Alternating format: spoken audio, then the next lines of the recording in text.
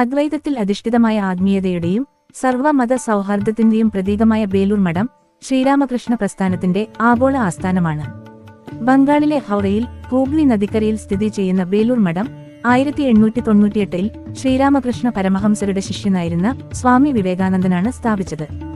ശ്രീരാമകൃഷ്ണ പരമഹംസരുടെ തന്നെ ശിഷ്യനായിരുന്ന സ്വാമി വിജ്ഞാനാനന്ദ രൂപകൽപ്പന ചെയ്ത രാമകൃഷ്ണ ക്ഷേത്രം 1938-ലാണ് സമർപ്പിക്കപ്പെട്ടത്. ചുനാർ കല്ലുകൊണ്ട് നിർമ്മിച്ച ഈ മനോഹര ക്ഷേത്രം വിവിധ വിഭാഗത്തിലുള്ള വാസ്തുശൈലികളുടെ ഒരു അപൂർവ സംഗമമാണ്. ക്ഷേത്രത്തിന്റെ ഗർഭഗൃഹത്തിൽ ശ്രീരാമകൃഷ്ണ പരമഹംസരുടെ വെളുത്ത മാർബിളിൽ തീർത്ത മനോഹരമായ ഒരു വിഗ്രഹം പ്രതിഷ്ഠിച്ചിരിക്കുന്നു. എല്ലാ മതങ്ങളും ഒരേ സത്യത്തിലേക്കുള്ള വിവിധ പാതകളാണെന്ന മഹത്തായ സന്ദേശം ലോകത്തിന് പകർന്നു നൽകുന്ന ബേലൂർ മഠം ദശലക്ഷക്കണക്കിന് ആളുകളെ ഇന്നും ആത്മീയപാതയിലേക്ക് നയിക്കുന്നു.